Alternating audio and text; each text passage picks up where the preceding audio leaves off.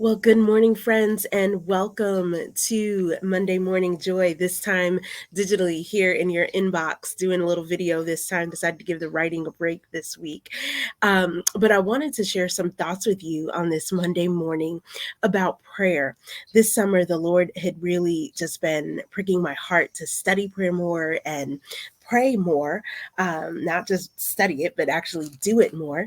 And so I'm excited because this journey has just been so exciting, and things that the Lord has just been revealing and sharing with my heart and about his heart concerning prayer. And this morning, I wanted to share one of those thoughts with you from Matthew 26, where Jesus is in the garden at Gethsemane. It is just before he goes to the cross. He is in really what I would say is close to the darkest hour, right? Judas is getting ready to betray him. He knows all these things are getting ready to come to pass. And Jesus chooses a posture of prayer.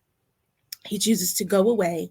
He brings a few of the disciples to watch and to pray with him. But that's what he chooses. The intent and desire of his heart was to commune with the Father in this dark moment, in this dark hour. And I was thinking about this morning and reflecting on it a bit this weekend about how really there is no empty tomb without the pressing in prayer at Gethsemane. Gethsemane actually means oil press. It was the garden would have sat at the foot of the Mount of Olives. And I thought how interesting it is that really you don't get to Calvary, you don't get the victory of the cross, you don't get the resurrection, you don't get the tomb until you've gone through Gethsemane. And so, my question to you this morning is, what is the Gethsemane in your life? What is that moment in your life that God is asking you to press in and pray? Where is he requiring more of you? Where is he requiring and asking you, come and be with me and let's talk and pray? Pray out his will. Where is he calling for your obedience? I think that's one of the things that Gethsemane represents, right? Not only does it represent prayer, but it represents Jesus's full obedience and willingness to do the will of the Father all the way through. He saw it all the way through to the very end. He knew Judas's kiss was getting ready to come. He knew the soldiers were getting ready to come. He knew the cross was getting ready to come. But he still chose to act in obedience and please and honor the Father. Gethsemane also represents persistence in prayer. It's twice in Matthew 26 that Jesus turns and says to the disciples, watch, pray with me, keep prayer, keep praying, don't stop. Where is God calling you in your Gethsemane moment in your life, whatever it may be? I had a situation this weekend that I was like, God, like, again, I need to pray again. And the Lord's like, keep praying, keep praying, keep watch and pray. Where is God calling you to keep watch in prayer? Where is he calling you to remain constant in prayer? Where is he calling you to remain steadfast in prayer? Where is he calling for your obedience to his will?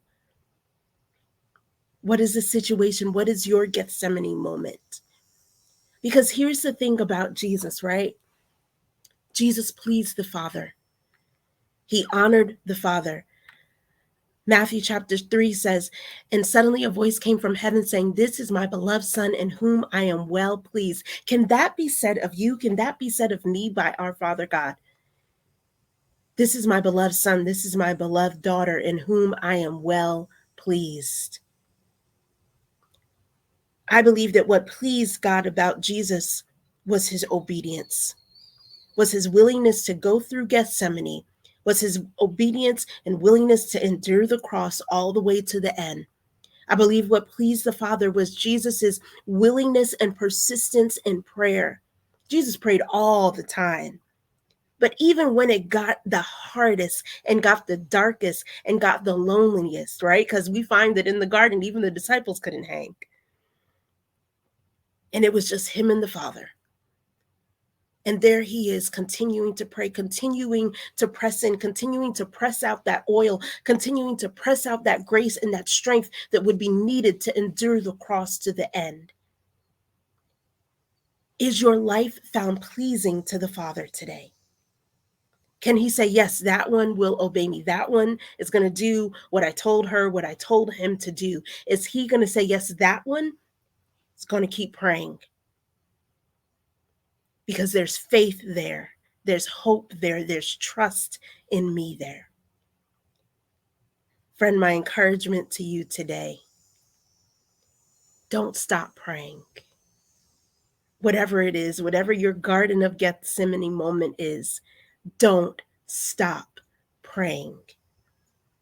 There is Calvary on the other side. There is an empty tomb. There is a resurrection. But right now, you just got to focus on obeying the Father and being persistent in prayer. And whatever he calls you to do, wherever he calls you to go, however he calls you to do it, your heart must offer up an obedient and willing yes, Lord. Friends, thanks for joining me. That's Monday Morning Joy. And I hope you're encouraged for the week ahead. And I hope you're encouraged to please and do the will of the Father. Be obedient and be persistent in prayer. Have a great week. Bye-bye.